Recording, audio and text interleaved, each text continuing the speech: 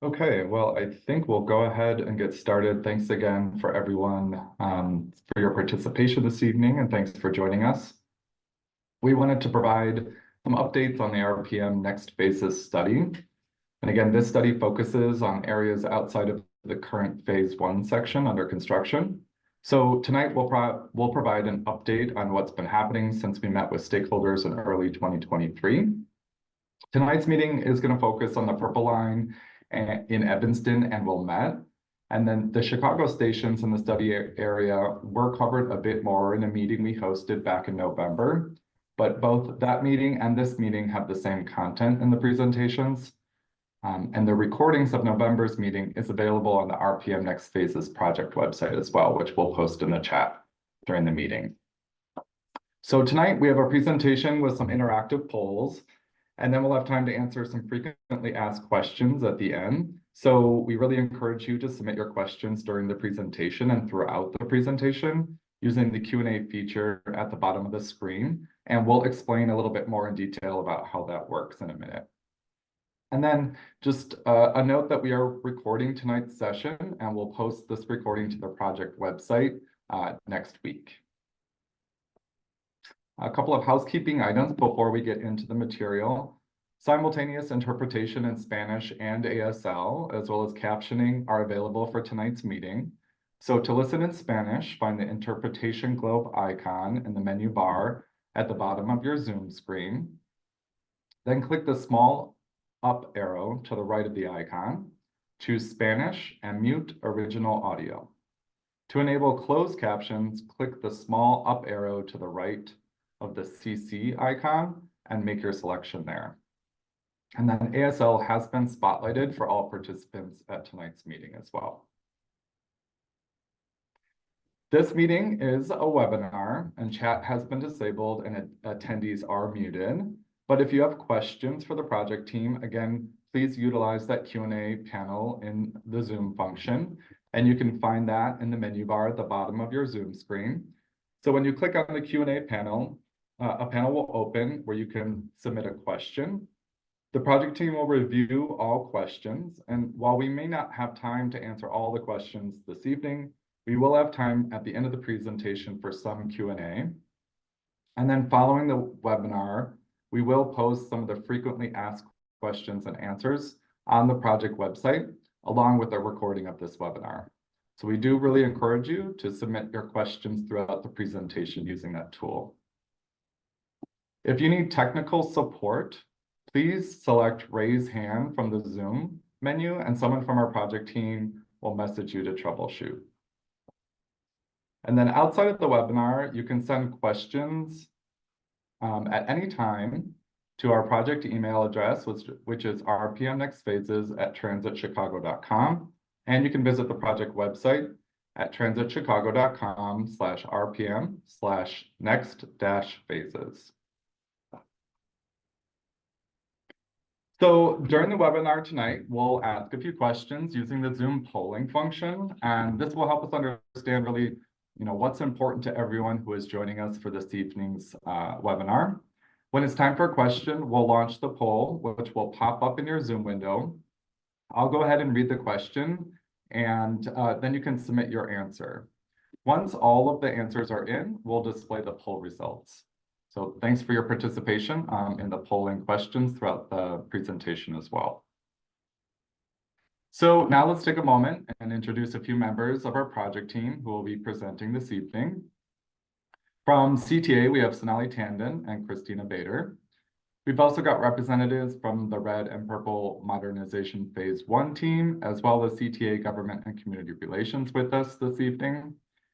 So although this is focused on the Next Phases study, as I mentioned, some members of the Phase 1 team may be able to help answer some of those specific questions at the end. We also have Steve Hands from CDM Smith, who will join us for questions at the end of today's presentation. So he'll help facilitate the Q&A session towards the end. And then behind the scenes, we have some other project team members from CTA, CDM Smith, and Muse. So before we get into the content, here's a quick glance at the agenda for this evening's meeting. We'll provide a bit of project background, and then we'll spend the bulk of our time reviewing station modernization approaches. We'll then review our public engagement efforts and project next steps. And then we can wrap up again with some questions and discussion as time allows at the end. So that's it from me. I'll pass it on to Sonali Tandon from CTA to tell us a little bit more about the RPM program and the next phase of the study. Sonali? Thanks, Colin, and good evening, everyone. Thank you for joining us today. I'm Sonali Tandon, Senior Manager for Strategic Planning Rail at CTA. And our focus for today is RPM Next Phases study, but we wanted to share this update on phase one with you and also make clear the distinction between these two projects. The RPM corridor planning process started with the vision study back in 2009 for the full corridor between Belmont and Linden. And that was followed by environmental work for phase one between 2012 to 2016. Funding from Federal Transit Administration for phase one in 2017, and with the project being now under construction. RPM phase one went through a similar planning process as RPM Next Phases is currently undergoing. In July of 2023, CTA completed stage A of the Lawrence to Bryn Mawr modernization project work, which included rebuilding the northbound red and purple line track structure. And trains are now running on the newly built aerial structure. We have now begun stage B of the RPM phase one program, which will rebuild the southbound tracks and includes the construction of 4 new fully accessible red line stations at Lawrence, Argyle, Berwyn, and Bryn Mawr.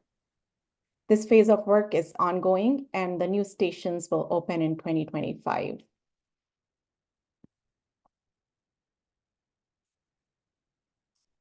So I'll go over a brief recap about the Next Phases study now.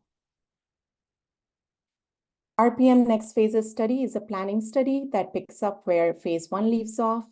It builds off the previous planning efforts for the corridor that began back in 2009. The goal of this study is to identify a modernization approach for the rest of the corridor once RPM phase one is complete. It will position CTA to apply for future funding, which I'll talk about more in a moment. There are 3 main geographies of the study area, as you can see on this slide. The Evanston Branch, which includes the area from Howard to Linden in the city of Evanston and village of Wilmette. The Thorndale to Howard segment. And the final segment is from north of where phase one is reconstructing track near Belmont Station through the Addison and Sheridan stations. So just a note on the funding that I mentioned earlier, a large portion of Federal Transit Administration funding that RPM phase one received was from something called the Federal Core Capacity Program. It's a program that is designed for legacy systems like CTA, and the major requirement is that projects increase capacity by at least 10% on the corridor. It is important to plan for future capacity as ridership continues to rebound from the pandemic. Like transit systems across the country, CTA has seen consistent ridership growth since the start of the pandemic.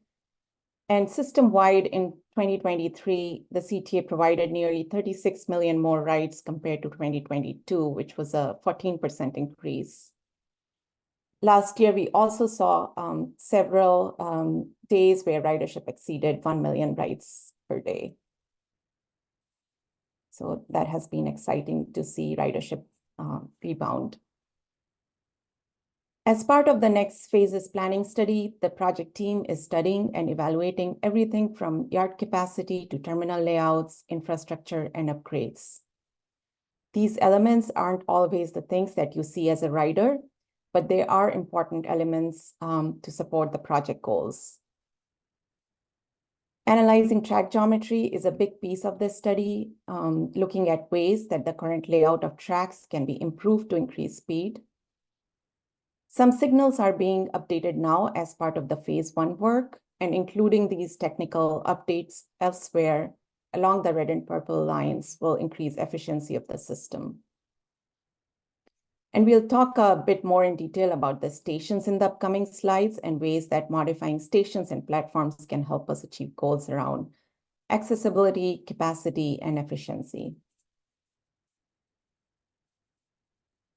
So what does the timeline look like for RPM next phases? This high-level timeline graphic here shows steps for both RPM phase 1 and RPM next phases. We anticipate next phases will follow a similar approach, including planning, engineering, environmental review, and funding. These steps are needed before any construction starts. The timeline is also highly dependent on the availability of federal funding. Projects of this scale take a lot of time and due diligence, which is why CTA is conducting this planning process now, overlapping with phase 1 construction. There is a potential that the next phases could split into multiple projects or phases before moving into engineering and environmental review, similar to how phase 1 was pulled out first. And with that, I'll turn it over to Christina, who will walk through the next few slides.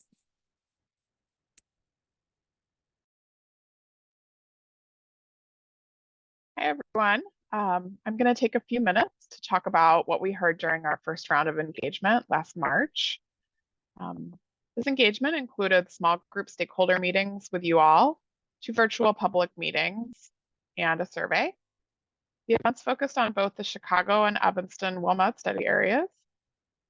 Our first round of virtual public meetings in 2023 drew over 200 attendees over the 2 meetings, and the public survey received over 1,000 responses, which we were very happy about.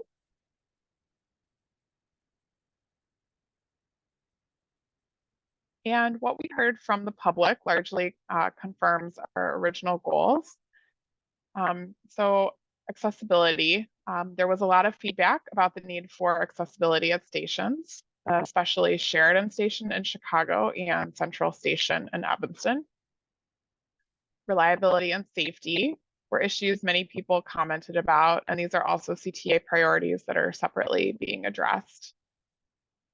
Connectivity, increased connectivity between modes, especially bike and bike share, came up a lot, and communication. So folks were excited to hear about project plans, but understandably had questions about timing.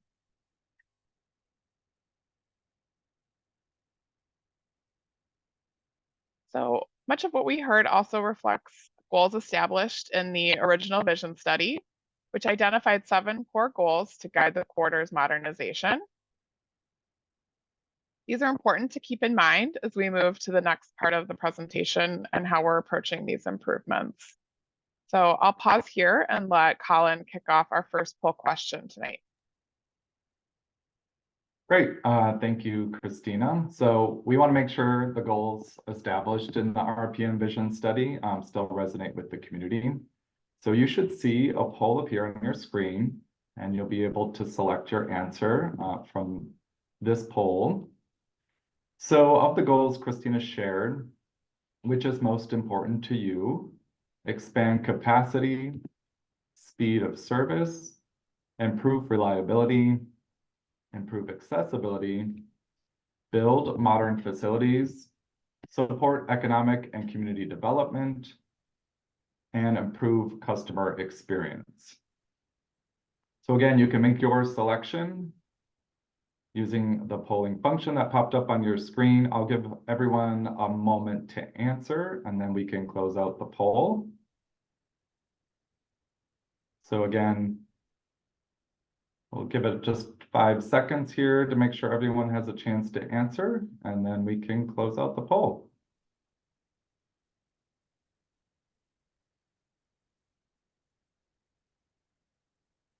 Okay.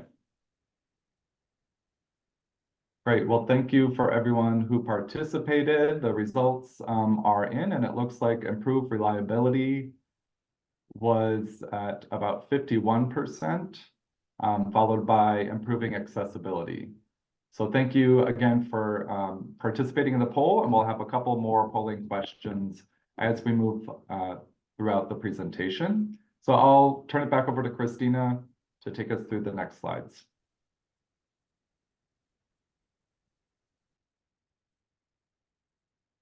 Thanks, Colin, and thank you to everybody for participating. Throughout the study process, the team works to combine insights from public engagement with those from our technical analysis. As the slide shows, public and stakeholder goals and objectives help to identify problems that technical analysis then seeks to solve. As the technical team does their work, we host engagement activities like tonight's meeting to share what we've learned and how we're thinking about approaching different issues and opportunities. So Sonali shared project elements that are largely undetected by writers and community members, but are critical for our technical team to address the very real quality of life concerns and priorities for our writers. So let's take a look at specific stations and how they may play into the next phases of the RPM program. So we'll start with the purple line.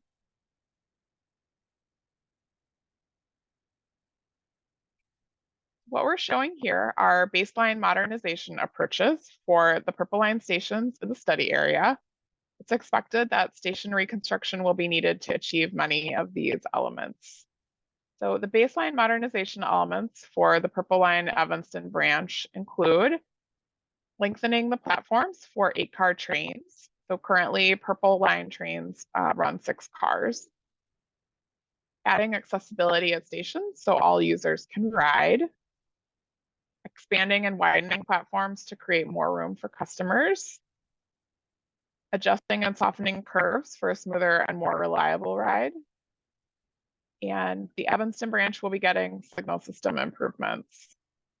And stations may receive these improvements either through a station reconstruction or major renovation, just depending on station conditions.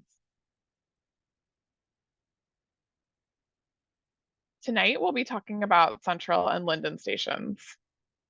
The stations we're focusing on for today's meeting have unique constraints and considerations, and they're not the only stations under review for next phases. We're highlighting these just as they have unique considerations, not because they'll necessarily be reconstructed first. And these considerations are key to unlocking capacity line-wide, and that's why we'll spend some time tonight looking closely at them. And I just want to note that specific station designs will be developed in the next project phase after additional engineering and environmental analysis has been completed. So we'll know more about any specific impacts at that time.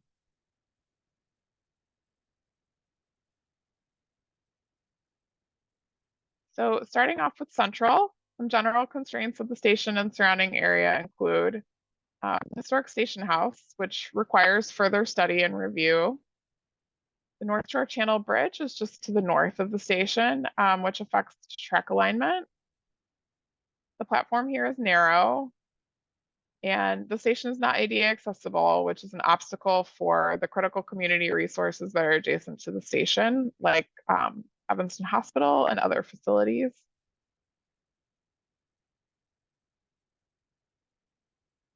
So here's how we're approaching these constraints. The channel crossing can make a track alignment adjustments for a smoother transition and ride there.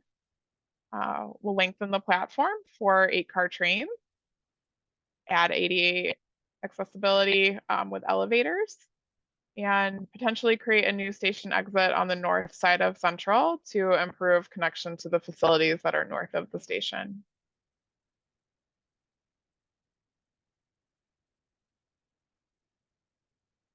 The Linden station is the northern terminus of the Purple Line, and Linden's considerations are key to unlocking capacity line-wide. Some of the special considerations here are there's limited space to the south to expand the platform to allow for higher capacity trains. The track layout here is complex and hinders access to the train storage yard. In addition, the last remaining grade crossings at on the RPM corridor are at Maple and Isabella Streets.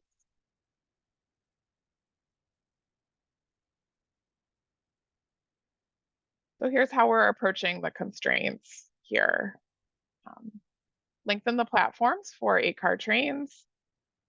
Improve yard access, which will improve operations for the entire Purple Line.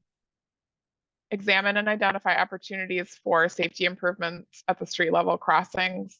And this includes looking at mobility improvements while considering maintenance at these crossings as well. So before we move on to the red line stations, Colin has another poll question for you. Great, thank you, Christina.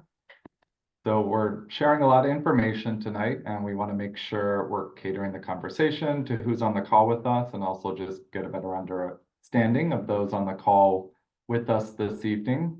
So we'll bring up another poll question on your screen shortly. It should pop up. And we'd love to hear which Purple Line station you use most often. So that poll question should have popped up on your screen, and feel free to make a selection. I'll go ahead and read the options here. Linden, Central, Noyes, Foster, Davis, Dempster, Main, South Boulevard, Howard, or other. So I'll give everyone a moment to answer. And we'll hold for a second. I also just want to remind everyone that our team is collecting questions submitted through the Q&A function at the bottom of the screen. And so we'll have time at the end of tonight's presentation to answer some of those questions. So do feel free to submit your questions throughout the presentation as we go, and then we can review those as they come in, and we'll have some opportunity to discuss those at the end of the meeting. Okay, so I think we can go ahead and close out the poll and look at the results here, which should pop up on the screen as well. So it looks like most folks are using Central Station on the Purple Line, followed closely by South Boulevard, South Boulevard and Davis, it looks like both at 14%. So thanks everyone for participating in this poll. That gives us just a sense of what some of the station usage is from folks on the call. We'll have a couple more polls as we go through the presentation, but now I'll pass it back over to Christina to talk a little bit more about the red line station improvement approaches.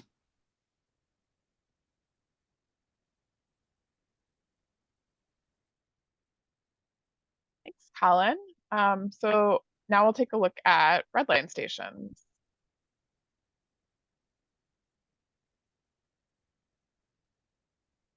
So what we're showing here are baseline modernization elements for red line stations in the study area. It's expected that station reconstruction will be needed to achieve many of these elements. So lengthening platforms on the red line for the opportunity to run 10-car trains in the future. And then similar to the Purple Line elements mentioned before, we'll be adding accessibility at stations so all users can ride, expanding and widening platforms, adjusting and softening track curves, and track and structure reconstruction to modernize the infrastructure.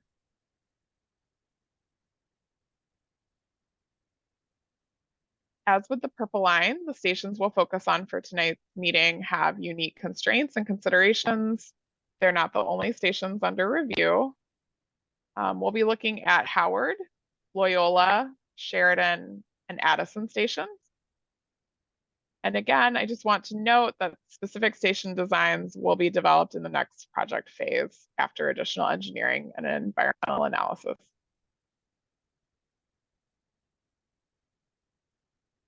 So starting off with Howard Terminal. Howard is not only an important station, but it plays a key role in how the red and purple lines function across the entire system. Currently, 3 lines share the same platform and tracks, which creates congestion during busy periods. While the station has elevators, its narrow platforms create crossing issues at times. And the station is located in a very tightly built urban environment, and 2 adjacent buildings are historic, so we're working with a tight footprint there.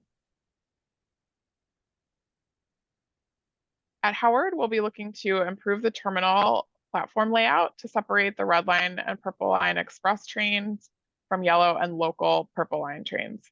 This would reduce both track and platform congestion and allow for same level transfers and longer trains. This will also include widening the platform to increase accessibility and create more room for customers. We'll also be lengthening the platforms for the possibility of 10-car trains.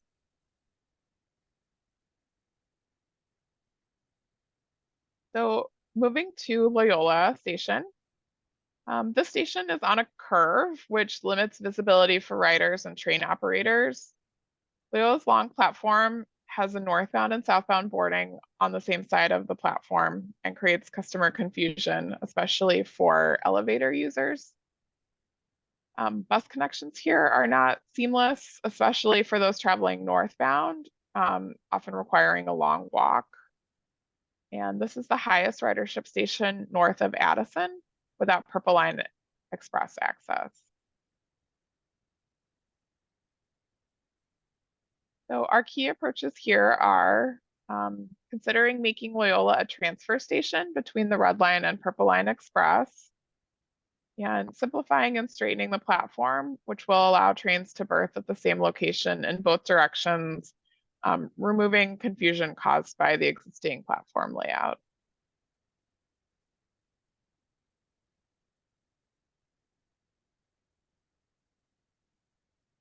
So let's keep heading south on the Red Line and take a look at Sheridan Station. The public has had a significant interest in the future plans for the station during previous outreach phases.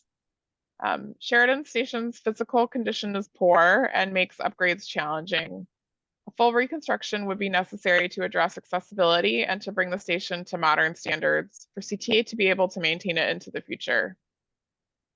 The tight curves on either side of the station require reduced train speed, and it's not a smooth ride. I'm sure many of you have passed through Sheridan while standing and had to hold on to a bar or strap as the train banks along the curves.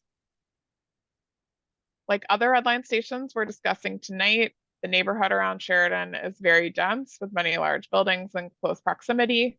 There's also a historic district here to the north.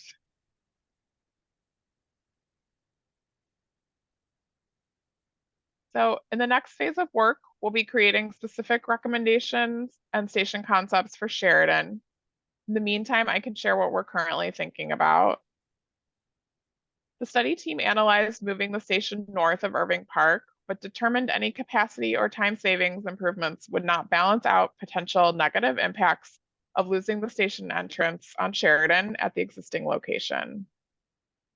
Instead, a new and reconfigured station in approximately the existing location seems a more viable option that would limit potential impacts on the surrounding buildings and community.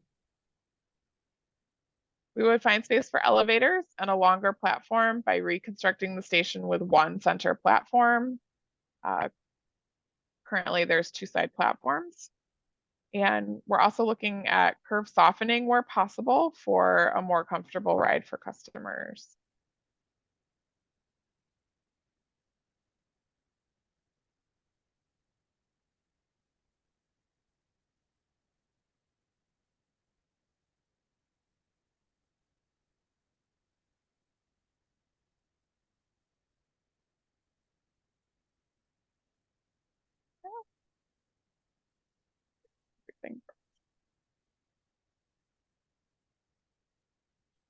Sorry, everything just froze on my screen. Finally, looking at Addison Station. Addison shares some similar challenges to other stations we've looked at tonight, with its location in a dense environment and a narrow platform. The unique challenge here is the proximity to Wrigley Field, and there's limited entrances, and the narrow platform present challenges when there are large crowds during Cubs games or other events.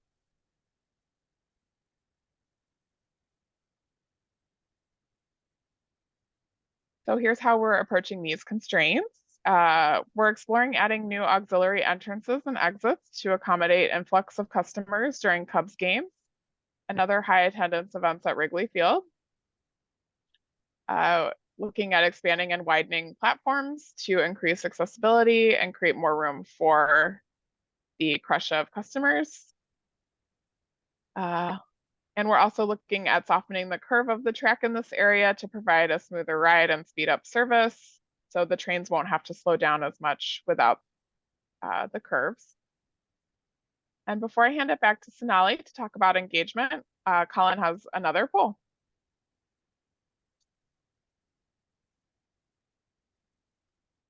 Great, thank you, Christina. So Christina provided an overview of the purple line and red line approaches for improvements, and we know that may have been a lot of information. So for this poll, please let us know if there's a station we've discussed tonight that you would like us to circle back to and review or need more information on. So the poll just popped up on the screen, and the options are Linden, Central, Howard, Loyola, Sheridan, or Addison. So again, we'll just pause here for a little bit to make sure everyone has an opportunity to participate in the poll. And then I'll just remind you that we just have a few more slides to go through, and then we'll reach the Q&A and discussion portion of tonight's meeting. So do feel free to submit your questions using the Q&A function at the bottom of the screen. Our team is taking a look at those questions, and for some of the frequently asked ones, we'll be able to address those in the discussion towards the end of the meeting. So just a reminder to go ahead and submit your questions. Okay, just another second or two for the poll, and then I think we can close it out and see what the results are. So the results are popping up on the screen. So again, of the stations you heard about this evening that we provided a little bit more detail on, which station would you like to learn more about? So Howard at 43% was the majority vote, followed by Central. So those two definitely seem like two that folks would like more information about, or for us to circle back on. So thank you, that helps us prepare for our question and answer period as well. So now I'll pass it over to Sonali to take us through the next couple of slides. Thanks, Colin. So let's look at how we have been sharing the updates on this planning project and collecting feedback.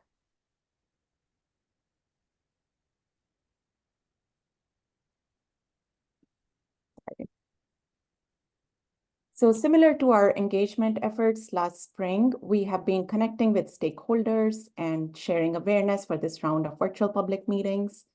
We met with elected officials and other stakeholders in Chicago, Evanston, and Wilmette in October 2023. And you may have seen us at CTA stations back in the fall as well. We also had a virtual public meeting similar to this one in November 2023. And a recording of that meeting, which focused more on the red line portion of the next phases study area, is currently on the project website. We will also post a recording of tonight's meeting, as well as a list of frequently asked questions on the project website for future reference. And now Colin has a poll question to see how you first heard about tonight's meeting. Great, thank you, Sonali. So we're excited to have such a good turnout tonight, but we did want to know how everyone first heard about the meeting and how you were notified about it. So again, a polling question just popped up on the screen. If you could make your selection there, that would be helpful. So did you hear about the meeting through social media, city outreach, direct email, neighbor, train or bus ad, CTA staff at a train station, a news article, or other? And I'll give everyone a couple of seconds here to make their selection, and then we will move on to some of the next steps before we have time for some Q&A and discussion. So again, if you wanted to make your selection, I'll give it another couple of seconds here, and then we'll go ahead and close out the poll. All right, so the polling results just popped up on the screen, and it sounds like most folks heard about the meeting originally from direct email, which is helpful, followed by other. Looks like social media was also helpful, and some other city outreach. So thank you again for providing that information. That helps us plan for future meetings that would occur as part of the next phases study. Appreciate that. Okay, so now I will pass it back over to Sonali to talk about next steps before we head into the Q&A and discussion. All right, let's take a look at what's ahead in terms of next steps. We covered a broad timeline overview on an earlier slide for both phase 1 and next phases. So what's next for this planning study is that first we will review stakeholder and public input from this second round of engagement, including tonight's meeting. Then we will develop draft concepts for evaluation. And then finally, we will prepare for future phases, including engineering and environmental review and developing phasing options. There is a potential that next phases could split into multiple projects or phases before moving into planning, engineering, and environmental review. And we will consider funding availability, construction feasibility, with the priority for minimizing service disruptions. So there are many important steps after this planning study is finished before any improvements would be realized. You might be wondering what the future environmental review might look like and what is the timing for that. So environmental review is required phase in order to secure federal funding and approvals. Specific alternatives are considered during this phase and potential impacts are disclosed and mitigations are identified. This phase requires significant coordination with multiple resource agencies, including federal, state, regional, and local agencies. And stakeholder and community engagement are both part of this phase to keep everyone informed along the way. And finally, Colin has a final poll question, and then we'll jump into Q&A portion. Thank you all for your participation tonight. Okay, thank you, Sonali. So one last poll before we move into the Q&A portion of the meeting. Sonali just gave a nice overview of upcoming work that will help the team determine phasing and projects for the next phases of RPM. If you could let us know which of the next steps Sonali shared you'd like to learn more about. And that polling option should have popped up on your screen. And I'll read the responses. Environmental review, design, funding, construction, or the timeline. And again, I'll pause here and give everyone a moment to respond. And then, yeah, if you would like to submit a question, please use the Q&A function at the bottom of the screen, and we'll move into the Q&A in just a moment here. I'll give everyone another second or so, and then we can close out the poll.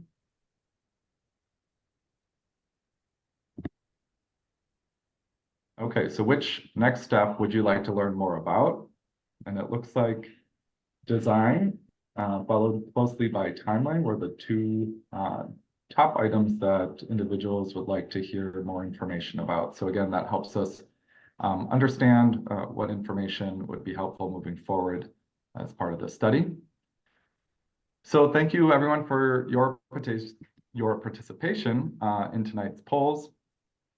It's been great to learn more about who's on the call with us. Now I'm going to hand it over to Steve Hands, who will lead us through the Q&A portion of tonight's meeting. So Steve, if you want to take a second to join us here on camera, and then we can move into the Q&A portion. Thank you, Colin. Excited to get a lot of questions in from the attendees here today, so we hope to be able to answer many of them today. And those questions that we won't be able to answer today, we will be responding as with updates on the website through our FAQs, and so we do intend to respond as questions come in. But we'll start first with a highlight something that CTA has really been focusing on recently across the entire system, but also something that's that there's a lot of interest in Evanston for, is Purple Line accessibility. And so is there a timeline for making all of the Purple Line stations accessible? And can you speak a little bit about CTA's approach to the ASAP program? So Sonali, I'll turn that over to you to get started here. Yeah, thanks, Steve. So CTA is very committed to making all the remaining stations that are not accessible today accessible. We have a long-term plan, the All Stations Accessibility Program, strategic plan that was published in 2018. And that plan makes a commitment to make the remaining stations accessible by 2038. Currently, the Linton and Davis stations are accessible, and with the ASAP plan, which calls for future phases of RPM program to address the remaining stations, we hope to have all the stations accessible. And any station that is rebuilt or renovated along the RPM corridor will be made accessible. So hopefully that answers the question. Thanks, Sonali. And I'll keep it with you for the next question as well. So I know you talked a little bit about how the next phases could be done in pieces, and that process is still being developed. But has the order of the next phases been determined yet? In which order the stations or sections may be constructed in? Yeah, the short answer is no. So we'll be taking feedback from this round of public meetings and also evaluating phasing alternatives as part of this planning study. It is anticipated that next phases will include multiple phases to align with potential funding opportunities moving forward. There are a number of different considerations that need to be taken into account as we identify this phasing approach, including constructability and funding availability. So the study will continue through the end of the year, and we plan on identifying the phasing approach as part of it. Thanks, Sonali. The next few questions we have were about the infrastructure around stations as well as the service related to that infrastructure. And so we'll start with a question about the length of platforms and the service related to that for the red and purple lines. So someone noted that the proposals on the red line were to look at 10-car platform extensions to accommodate 10-car trains. And the purple line, again, would be is looking at ways to expand platforms to 8-car trains, but obviously 8 is less than 10. So can you speak a little bit about the service approach to that and why the purple line may be limited to 8-car trains as part of this project? Yeah, and lengthening platforms allows for longer train, which increases capacity, which also unlocks the core capacity funding from federal government. Currently, all stations on Red Line can accommodate 8-car trains. And as part of this planning study, the approach is to station improvements includes lengthening platforms to accommodate 10-car trains. Recent station constructions at Wilson Station and Phase 1 station, as well as new stations for the Red Line extension, are designed to accommodate 10-car trains. Purple Line trains on the Evanston Branch can currently accommodate 6-car trains, while Purple Express stations from Howard to the Loop can accommodate 8-car trains. So we are considering Evanston Branch station improvements to accommodate 8-car trains, which would be expanding the capacity. It's also based on the ridership demand, and also for the rest of the system, 8-car trains are the longest trains that currently operate, besides where we are future planning on the Red Line. Yeah, that's a great point, Sonali. Thanks for sharing that. And as a lot of people that use the purple line in the peak period to go down to the loop know that it shares stations with the brown line, which are limited to 8-car trains as well as the loop itself, which has shorter platforms. So all good reasons to consider expanding, but why a 10-car train may not function across all of the platforms there.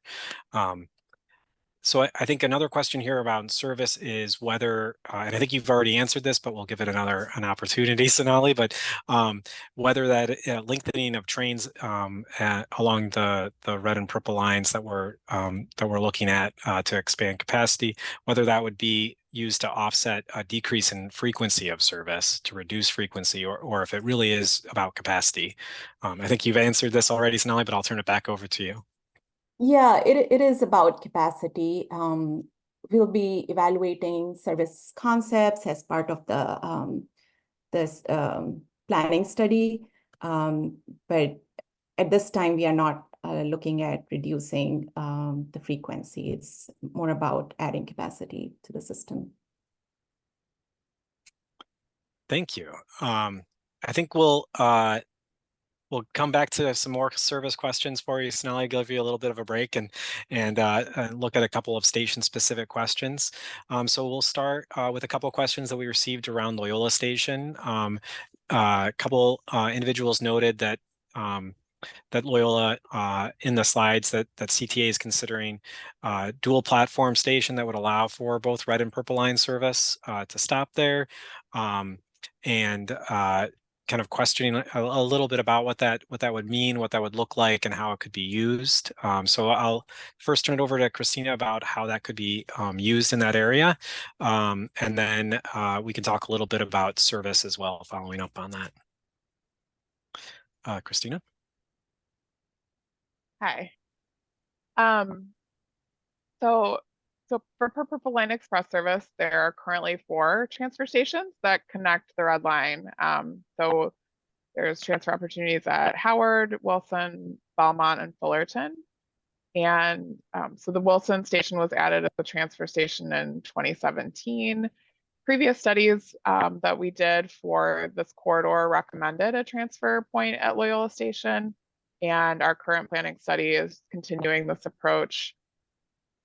Several steps would be needed for this recommendation to become a reality, and CTA will keep everybody informed about that.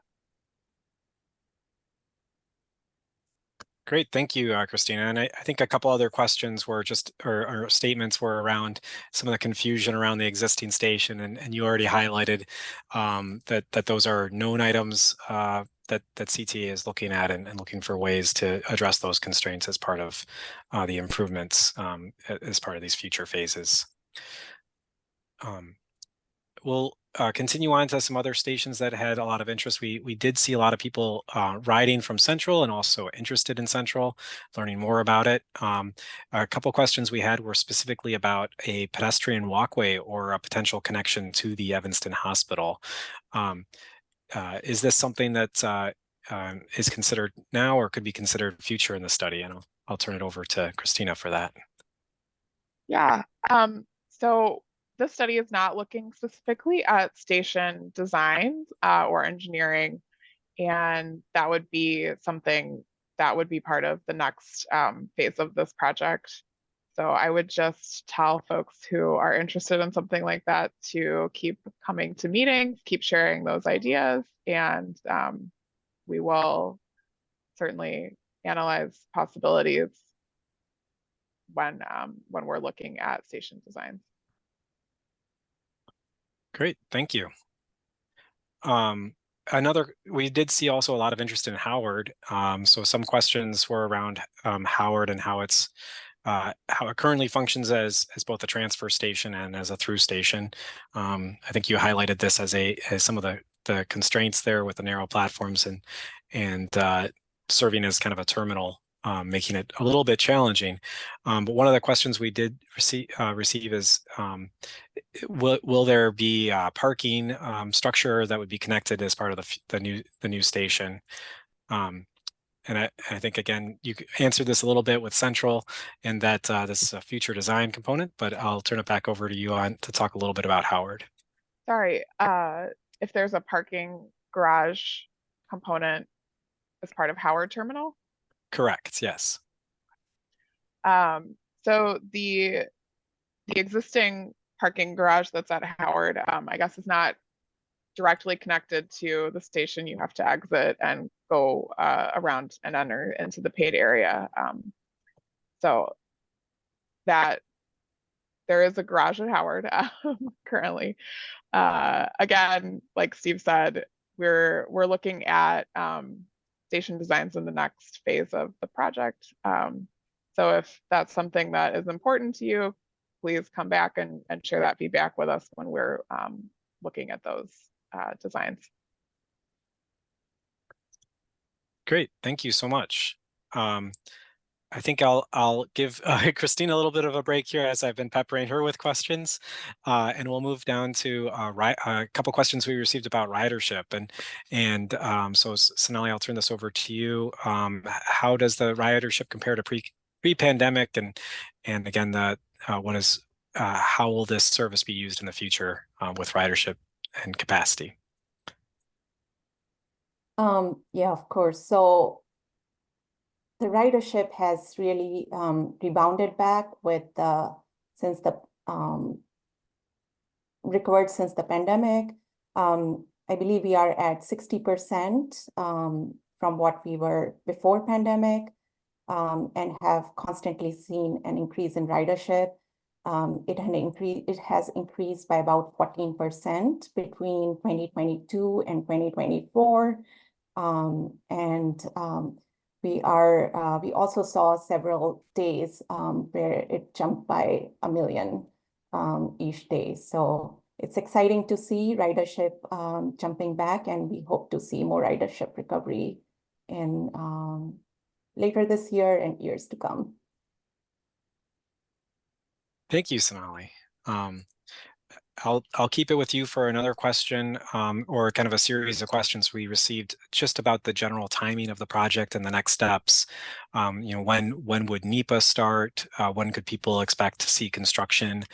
We saw some questions about construction impacts related to adjacent projects in Evanston, like the stadium project, the Ryan Field project that's moving forward. So I'll turn it over to you to talk a little bit about the timing and kind of the next steps. And thank you for pulling up the slide here. Yeah, of course. So there are multiple steps before construction can happen, and this includes environmental impacts review, design, engineering, and securing funding. This is similar to how the RPM Phase 1 went through the process. So for RPM Phase 1, for example, the environmental work was completed in 2016, the funding was identified in 2017, and then the construction started, I believe, in 2019. So this planning study will help CTA identify an implementation strategy to advance the project through these stages. For reference, and then for reference, the Phase 1 construction started in 2019 and is expected to complete in 2025. So these are large, complex infrastructure projects that take time and due diligence, and which is why it's important to go through this planning process now, and then the environmental review process, and more additional engineering before we actually start construction. Thanks, Sonali. Yeah, it's a long process, but we appreciate that everybody's engaged this early in the process and continue to stay engaged through those different steps. I will jump back to another question about stations a little bit. I think there was a couple questions about how stations platforms could be widened without increasing the footprint. I know that as part of the Phase 1 effort that's underway, that there was a long effort to try to minimize impacts to adjacent properties. And I think I'll turn it over to Christina to talk a little bit about the approach that CTA will be taking to do the same as part of the next phases. Yeah, I think we would really try to continue that approach and look for ways that we can widen station footprints without negative impacts to adjacent properties. But again, station design is not a part of this project. Engineering would be in a future phase, and we would be able to answer those questions at that time. Great, thank you. I think we have time for a couple more questions, so I'll try to get to them quickly.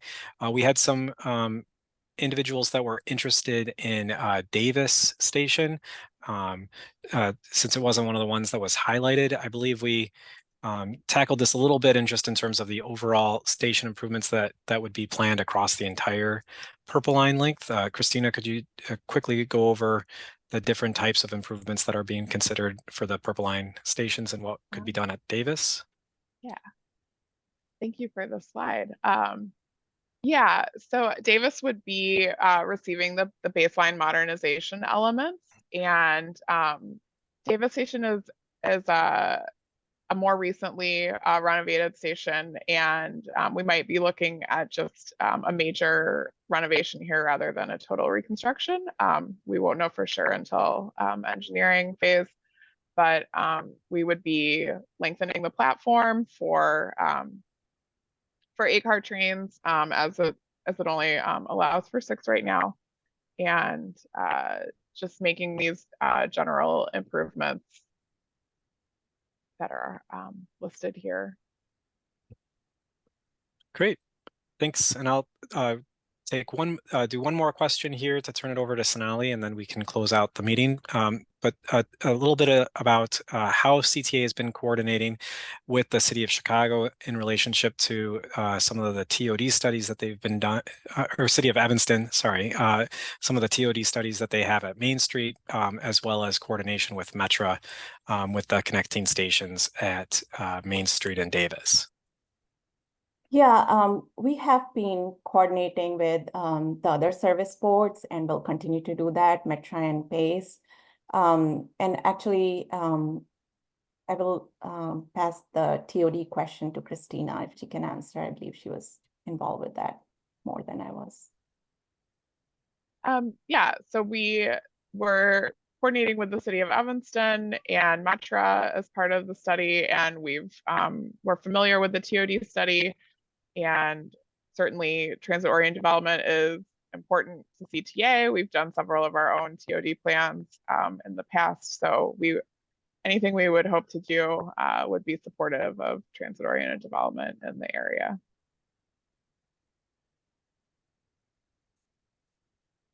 Great. Well, that's all I have. I'll turn it back over to Colin to close out the meeting here, or to Sonali, sorry. I think I jumped over to Christina, but I'll jump back over to Sonali here. Thank you. Yeah, I just want to thank everyone for joining today. There is a lot of work ahead, and we are committed to keeping you informed. Please stay connected via our website, social media. Email us anytime at rpmnextphases@transitchicago.com. And then keep an eye out for an email from our project team letting you know when tonight's recording is posted to the website and when our question and answers document is posted. Thank you again for joining. We really appreciate your participation and all the comments and feedback.